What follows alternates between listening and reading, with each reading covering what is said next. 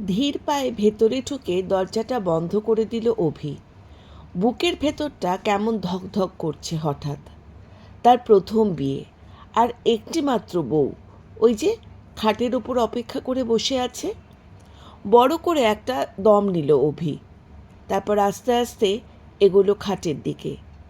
নববধূর মুখের সামনে এক হাত ঘোমটা টেনে মাথা নিচু করে বসে পকেট থেকে গোলাপটা বার করলো অভি। তারপর নাদুস নুদুস ফুলটা কেমন যেন দুমড়ে গেছে একলা অভিমানে। শাহজাহানের ভঙ্গিতে সেটাকে বাগিয়ে ধরে নাকের কাছে নিয়ে এলো একবার। যা চলে, এই যে সিগারেটের গন্ধ ছড়াচ্ছে, ওফ! তাড়াতাড়ি ওপর থেকে দুটো পাপড়ি ছড়িয়ে দিল। তারপর খাটের এক ধারে বসে কাঁপা কাঁপা হাতে ফুলটা সামনে ধরে গুনগুন করে বলল, মোরা প্রিয়া, ও মোরা প্রিয়া।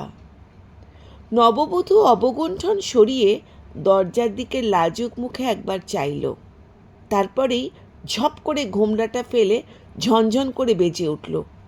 এতক্ষণের সময় হলো ক্যালারে কথাকার, সেই থেকে মশার কামড় খাচ্ছি বসে বসে। গল্পের সঙ্গে চায়ের আড্ডায় আমি ইন্দ্রাণী। আজকের গল্প ফুলশয্যা।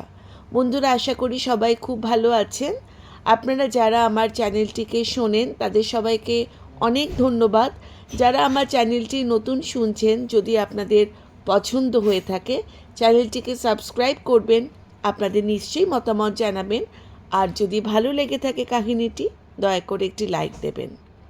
শুরু করছি আজকের গল্প ফুলশয্যা। অভি গান ভুলে আমতা করতে থাকে।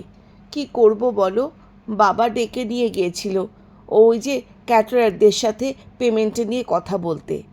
প্রিয়া নববধূটি গড়ল তো নাই, বরং শ্বশুরের বিচক্ষণতার অভাব দেখে আরও রুষ্ট হলো। কি বাপ মাইরি তোর, নাতির মুখ দেখার ইচ্ছে টিচ্ছে নেই নাকি? একটা সিগারেট দে তো, টানি, গলাটা একদম শুকিয়ে গেছে। নাতি শব্দটা কানে যেতেই টান টান হয়ে বসেছিল অভি। সিগারেট শুনেই থমকালো। বলছিলাম, ফুলশয্যার রাতে সিগারেট খাবে? তোর এক্স কি কানে কানে বারণ করে গেছে তখন? চোখ ছোট করে তাকালো প্রিয়া। ঝুরে পড়া মুখ অভির। কথা ঘোরাতে তাড়াতাড়ি পকেট থেকে একটা সিগারেট বার করে নিল। লম্বা দুটো টান দিয়েই আবার ফোঁস করে উঠল প্রিয়া। এই এই শোন, এই তোদের বাড়িতে নতুন বউকে এত র্যাগিং কেন করা হয় বলতো? বাড়ি শুদ্ধ লোক টাক মাথা নিয়ে দিব্যে ঘুরে বেড়াচ্ছে, আর আমাকে ঘোমটা টেনে সঙ্গই বসে থাকতে হবে কেন রে? তোর মাকে বলে দিস কালকে থেকে যদি আর একবার ওই বৌমা আর শ্বশুরের সামনে ঘোমটা টানতে হয়, তাহলে র্যাগিং কাকে বলে আমিও মহিলাকে কিন্তু দেখিয়ে দেব, এই বলে দিলাম। অভি আপাতত মায়ের র্যাগিং নিয়ে মোটেই চিন্তিত নয়। সে আরও একটু ঘন হয়ে বসল। ছি সোনা, কলেজের মতো তুই তুকারি কেন আবার? আজ থেকে আমরা অফিসিয়ালি হাজব্যান্ড ওয়াইফ, তাই না? একদম ঢং করবি না। মুড়ের মতন দাঁত বের করে সারাটা সন্ধে এক্সের পেছনে ঘোরার সময় মনে ছিল না সে কথা, না? অভিও এবার তুমি ছেড়ে তুইয়ে নেবে গেল, আর নিজে যখন গৌতমের গায়ে হেসে হেসে গড়িয়ে পড়ছিলি তখন? প্রিয়া সদর্পণে বলে উঠল, সেটা শুধু তোর এক্স আমার এক্স কি করে হাত করলো সেটাকে জানার জন্য। এই শর্মা অত গড়াগড়ি খেলে 17টার জায়গায় না এতদিনে আমার 70টা বয়ফ্রেন্ড জুটে যেত। অভি সত্যি অবাক। 17টা? আর একটা কবে হলো সোনা? এই তোর সাথে যখন 6 মাসে ব্রেকআপ হয়েছিল তখন প্রদীপ আমাকে মেন্টালি খুব সাপোর্ট দিয়েছিল আর কি। তোদের অফিসের প্রদীপ? আমাকে বলিসনি তো ওই 6 মাসে তুই আরও একটা রিলেশন করেছিলি। প্রিয়া অবশ্য খোলসা করে বলল না কোন প্রদীপ।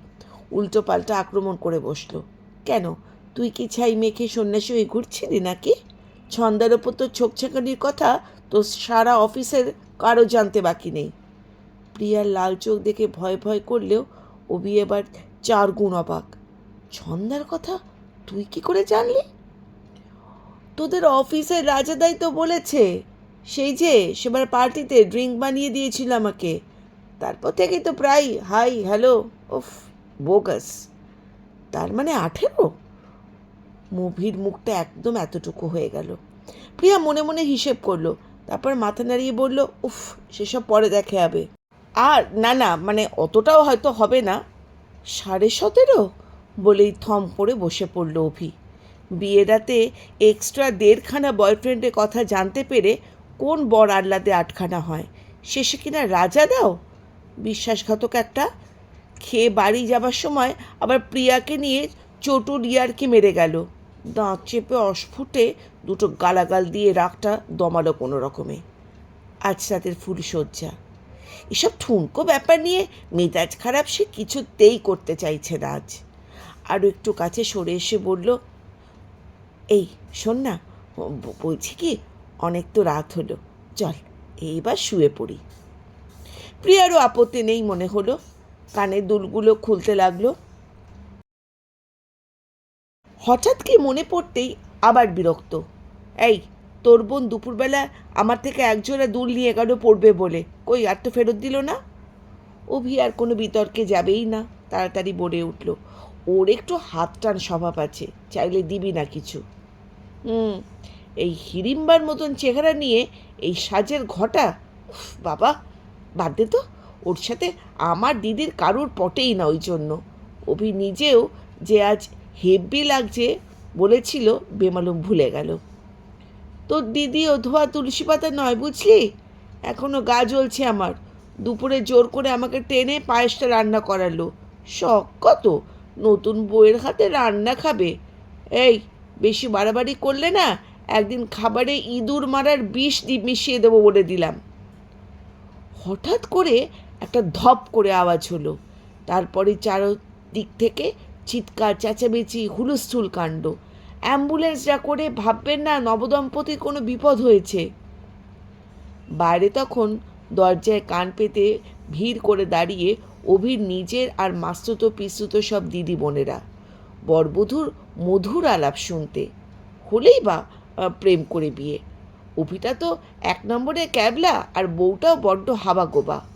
অভির দিদি বয়সে অনেকটা বড় হলেও ও শিং কেটে বাজুরের দলে ঢুকে পড়েছিল মজা দেখতে।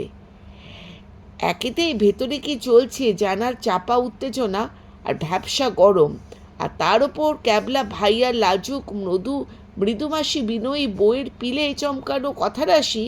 দিদি অনেকক্ষণ ধরে বুকে কিরম একটা চাপ চাপ ব্যথা অনুভব করছিল। কিন্তু যেই না প্রিয়া খাবারে ইঁদুর মারার বিষ অবধি পৌঁছেছে, কেমন যেন মাথাটা ঘুরে চোখ বন্ধ করে অন্ধকার ঘনিয়ে এসেছে দিদির। সেই স্তক চোখ উল্টে ভিমড়ি খেয়ে পড়ে আছে। চোখে মুখে জল দেওয়া হচ্ছে। অ্যাম্বুলেন্সও এলো বলে। অভিরাও গোলমাল শুনে বাইরে বেরিয়ে যাচ্ছে। প্রিয়া এক মাথা ঘোমটা টেনে একটা গ্লাস নিয়ে দিদির কাছেতে এসে বসলো। দিদিভাইয়ের জন্য আমি নিজে হাতে নুন চিনির জল নিয়ে এসছি, এটা খাইয়ে দিলে এক্ষুনি ঠিক হয়ে যাবে। নুন চিনির জল তো নাই। প্রিয়ার কথাতেই যেন ওষুধের মতন কাজ দিল। খপ করে চোখ মেলে তাকালো দিদি। প্রিয়ার হাতে গ্লাস দেখে লাফ মেরে উঠে বলল, না না না না, আমার কিচ্ছু হয়নি, বাপরে, আমি কিছু খেতে পারবো না।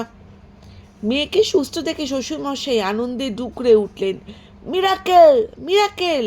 শাশুড়ি মা দুহাতে ঠেকালেন কপালে, লক্ষ্মী দেবী স্বয়ং আমার বাড়িতে এসেছেন গো।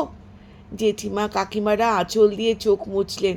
শুধু অভির হিংসুটের বোনগুলোই কেমন কটমট করে তাকিয়ে আছে এখনো।